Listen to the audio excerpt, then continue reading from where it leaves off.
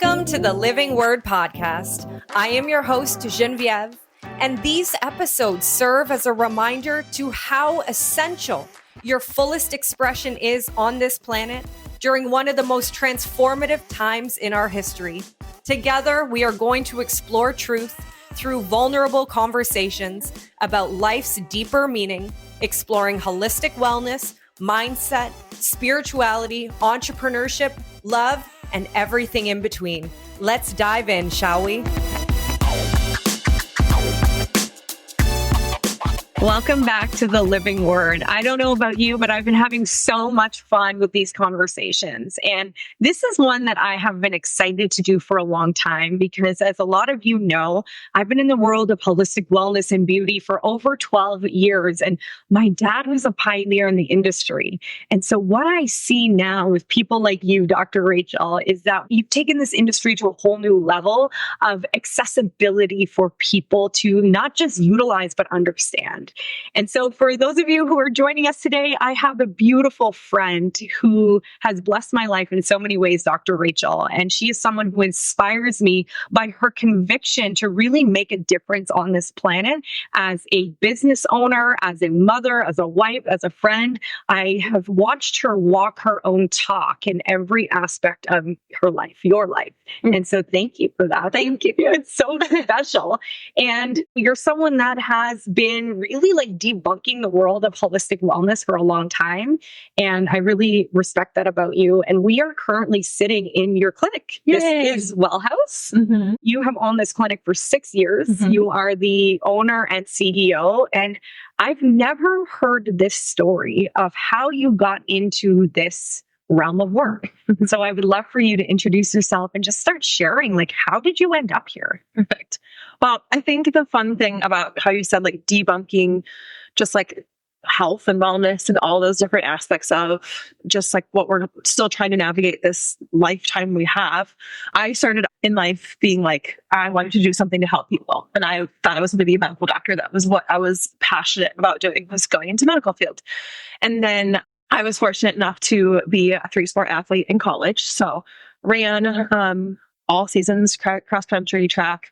And then I got injured and was like, oh, physical therapy, this will be great. This is what I want to do. So I kind of switched to that mindset. And then literally the last, like, oh my gosh, I think it was like weeks before I was supposed to graduate, you go to PT school. I couldn't get this like, hip injury figured out. And my coach sent me to a chiropractor. And I was like, why would he send me to a chiropractor? I literally don't have a headache. Because that's what I thought. It was just like headaches, low back pain. And then he taught me all about the body and the nervous system and how it heals itself. And then I literally switched like last minute. I'm like, I'm going into chiropractic. Wow. And so then I switched to chiropractic and I was like, I want to help professional athletes. And I interned with like one of the Vikings chiropractors, did all of these like 30-minute treatments, all this kind of stuff. And then truly by the grace of God, I got accidentally placed at this clinic. It wasn't called Wellhouse at the time, but got placed at this clinic. And I saw these like families and kids and heard these stories about like this little boy who was autistic and never spoke. And then once he started getting adjusted, it was speaking and talking and communicating. And I'm like, I'm switching to like families and kids, and the world needs to know about these kinds of things. So like, that was just really fun to be able to like, I'm also like you, Jen, where you're like, I have this path, I have this vision, and you just stick to it. And also then like, there's a wrench that gets thrown into it and you think it's like totally wrong then. And also like, no, this was the way it was supposed to be the whole time. So it's just been really fun to be able to, I feel like, experience like why you're placed here and have that change throughout your lifetime. So I didn't know that it was all from an injury. Mm-hmm. Yeah.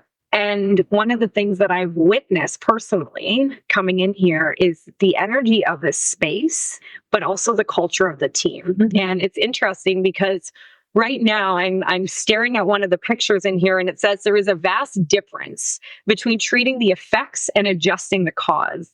And so maybe that's where we start a little bit, because just like you said, people think that chiropractic is for like a headache or something that's wrong in the head, but it's way more than that. Mm-hmm. So what is the world of adjustments from a chiropractor? For sure.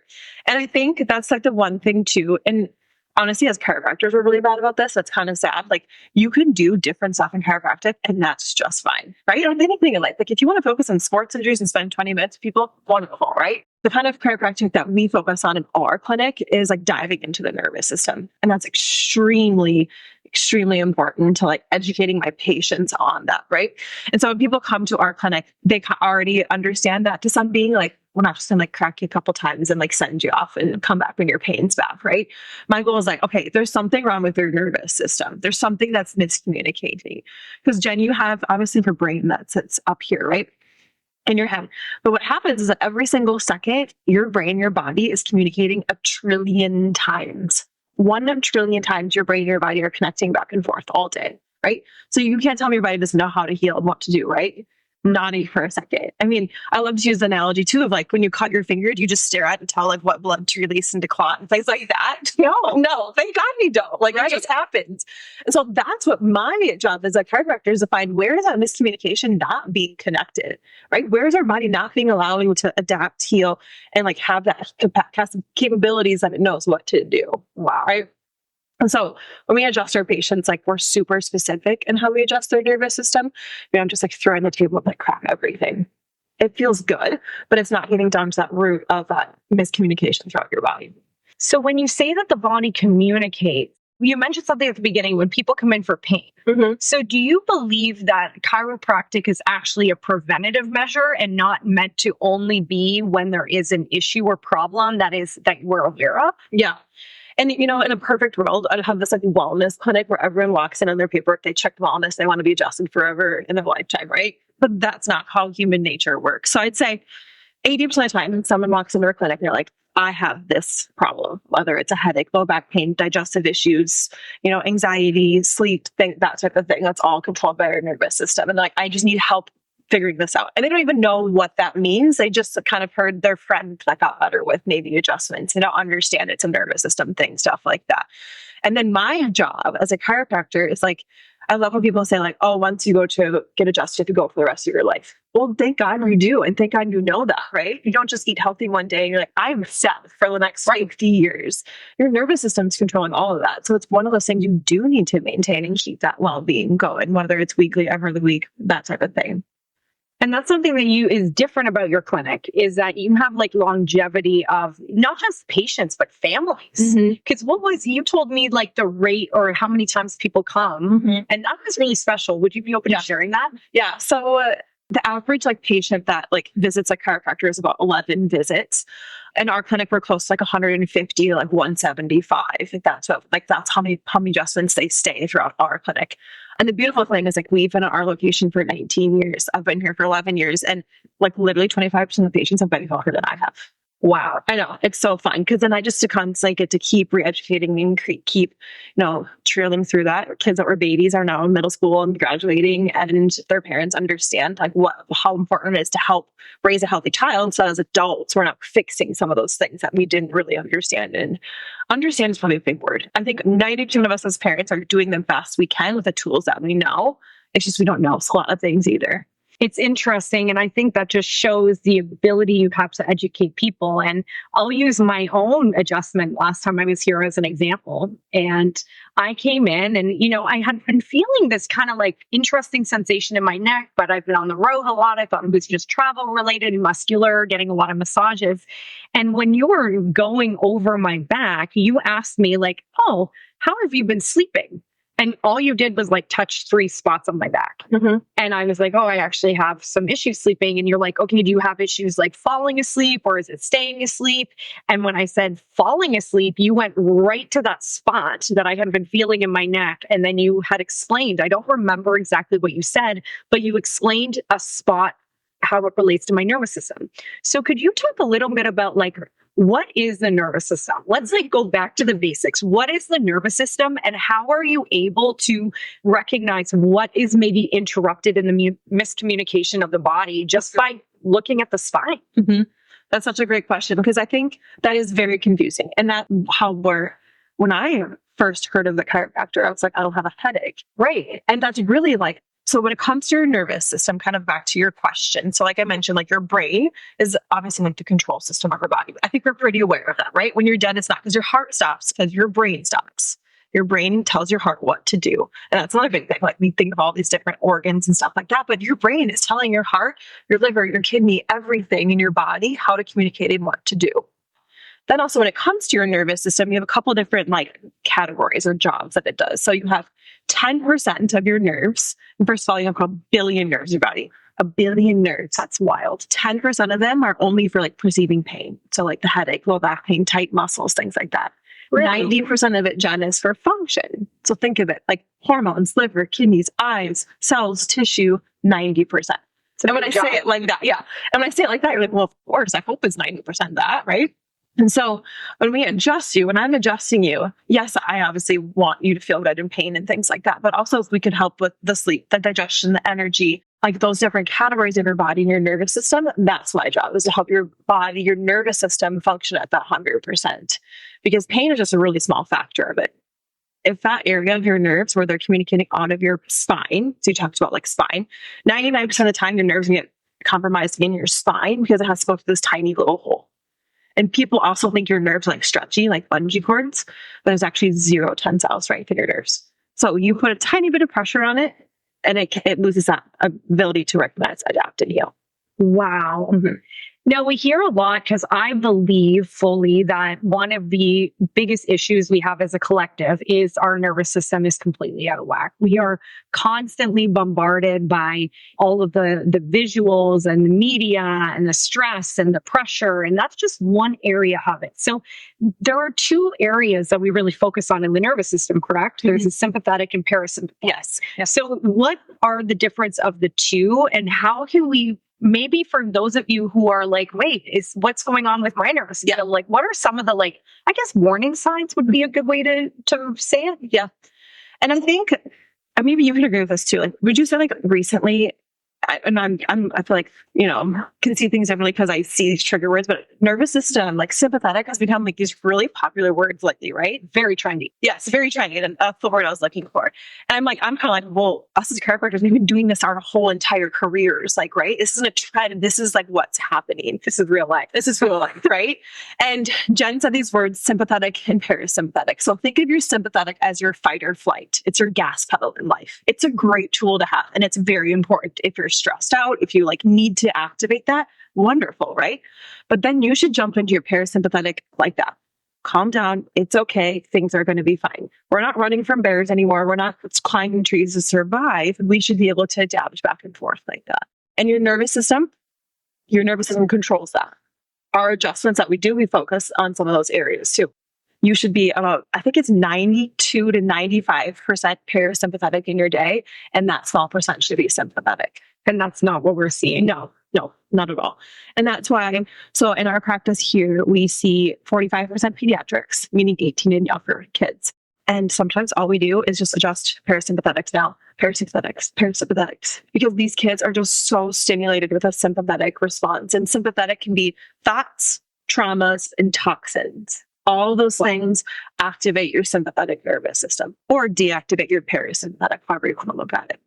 I'm so grateful we're talking about this because we live in a time where this like boss babe culture, and I'll talk about women right now because that's a conversation I had in an episode prior to this. We have this boss babe culture. We have, people are really like applauded when they talk about, oh, I did a 16-hour shift. Oh, I've only slept 4 hours. Like, look at me go. And it's like this competition over how much we can do. And we've become these like machines. Mm-hmm. And what's happening now is we're seeing more burnout than ever before. Yeah. When you look at people in the eye, you can see when the lights aren't on. And I feel that people are not living, they are merely surviving. And so when we have, like, I've definitely had a big burnout. And I knew my nervous system and my adrenals were totally shot because I was only capable to function based on uppers. Yep. And I would push through it. And it was exactly what you said, the thoughts and everything. It was just about survival to prove that I was good enough. So when someone has that experience like myself, I know everybody is different, but how long does it take to kind of bring some of that balance back into the nervous system? And actually, we'll stop there for a moment. Like, how long does that usually take? Mm-hmm. And that is $1 million question, right? Because it kind of has to go back to like, what are you going to address and what are you going to focus on? Whether it's thoughts, traumas, or toxins, like what is that piece of your body that's not regulating as it is. And it's not as simple as like, I'm just going to take a deep breath today and like go back to sleep and figure it out. Because I think your nervous system, as adaptable as it is, it's also so sensitive too, right? And so I think it's about really identifying like what is that true trigger for you. And I don't think you can usually do that by yourself. I feel like it comes to like finding a team, a coach, a chiropractor, someone that can help like dive into like figuring out what that is too. That's a really great response. And one of the things that I noticed, and you probably talk about this all the time, is when I started regulating my nervous system, and you're right, it took me having a really full toolbox in order to continually self-adjust. Yeah. And what I found was that the moment I started feeling tired, I would think it was a bad thing. But really, it was just my body trying to relax and go back into this place of rest. So do you find that some of the shifts that happen in the body and the mind are really difficult for people to integrate because they're used to just going full speed all the time? Absolutely. And I think it goes back to your point earlier about like, it's almost, you feel like you're failing if you have to pause, or feel like you're failing if you just need to like take a break for a second. And sometimes like us as like healing professionals are almost our worst enemy at that. For instance, like female chiropractors after 5 years, just right now there's only 28% of us practicing. Wow. Yes. Because we don't know how to balance being a mom, running a schedule, taking care of ourselves. And so we just say, after 8 years of school and $200,000, we're just going to call it quits. So what is one of your life hacks for finding that balance? Because you do, and I've seen that with you, you have great boundaries. You know, we were talking this morning on the way here about just how we have we have a standard of like things like the water that we're putting into our body, the rest that we're having. So if you were to give a couple of your own personal life hacks, what are some of the things that are non-negotiables for you to keep a balance and run a thriving practice? Yeah. I think it also goes back to like kind of the beginning too. And Jen, you know this, like we are workhorses, right? And I'm saying you do need to work hard in the beginning, right? Like you need to like give it your all. And I think that's sometimes a misconception too, is like, it's just going to happen. And I'm like, not saying that, but it's about like working hard and then being able to like enjoy that life that you've created, right? Like, yes, it might take a couple 6 months, years to build something, but then it's about like finding that platform of like, what does this ideal situation look like now, right? Because right when I opened the practice, it was super stressful. It was a lot. My biggest thing probably though was finding a coach. So a leader that helped me, that they're helping me with my business, right? So if you need your help with your health, find a health person. And then my second greatest thing was creating my team, my clinic team. And then like between my husband and I too, like we need to be a team of like what's happening, right? Because there's a time in our life where that wasn't great for us either, right? And then we had to sit down and be like, what do we need to do to fix that? I think it really comes down to like, you need those support people in your life to be massive for you, to coach you, to guide you. I couldn't agree with you more. Our collaboration is the greatest currency. And I believe exactly what you said. If you want to go to the next level, then what is it that is required to support you? Right. I've been on the road for 12 weeks now, officially today, and been all over Mexico, Canada, and United States. And people have asked me constantly, like, how do you do it? How are you not exhausted? And I said, the level of output of performance now, I meet or exceed it with what I do for self-care. Right. And I believe that that's the only way. And even when I came in for an adjustment with you, my sleep has improved, I would say like 30% since that one adjustment. And so I'm just grateful for that wisdom. I'm grateful for how you show up in business, in your personal life. And as a mom, I learned so much from you. And if you had one word of wisdom to share with everyone today about the nervous system and just about really going inwards and learning about yourself, because we're so disconnected from our body. We live in the mind, we live in the future, which causes anxiety, or in the past, which causes depression. So what would be one piece of advice too that you would give to people to just give them permission to be human? I think that's a good question. I also love that the word that sympathetic and parasympathetic are trendy right now, because it shouldn't be trendy. It should be our basic common knowledge of how to regulate our body and regulate our nervous system. So I think a simple thing for people to do is just start like doing your research. I love just being like, get on the internet and find things yourself. Like find all the avenues, do the digging, find all this different stuff and figure out what that sympathetic and parasympathetic means for you. Because it's so many vast things. If it's thoughts, traumas, toxins, right? I mean, we can spend days talking about those 3 different avenues of stress. But it's just about identifying and understanding what they mean and what they can do to your nervous system and your body. Because there's so many tools you can do at your home that can create so many different great pathways to help changing that too. Knowledge is very powerful for those different categories. I think that's so brilliant. And if you're in the Minneapolis area and even just Minnesota in general, it is worth the drive to come to Wellhouse and see this team. It's my favorite place. Thank you. I will put all of the information about the business in the show notes and how to contact Dr. Rachel. She has some very exciting things coming down the pipeline if you want to work with her even virtually. So please follow her, follow Wellhouse, see what they're all about, get part of this community because it is one that will leave you feeling different than you were before. Dr. Rachel, thank you so much. Yeah, so much. And you guys, she's going to be back on the podcast a few times because this woman is literally a wealth of knowledge. I appreciate you. Thank you. Love you too. Aww. Dr. Rachel and I have a special gift for all of you listeners of The Living Word. 5 ways to hack your nervous system. All you have to do is click the link in the show notes and get your free downloadable tool. Enjoy. Thank you so much for joining me on the Living Word podcast today. My hope is that you have something new or a remembrance that you can apply in your life right now. Isn't that the whole point of us learning and growing? To take new understandings and alchemize them through our own human experience? Please like and leave a comment or review if you enjoyed this episode and share it with people in your life who would benefit from hearing it also.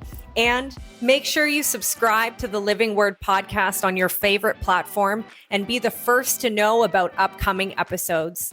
Sending so much love and gratitude to be on this journey together. See you soon.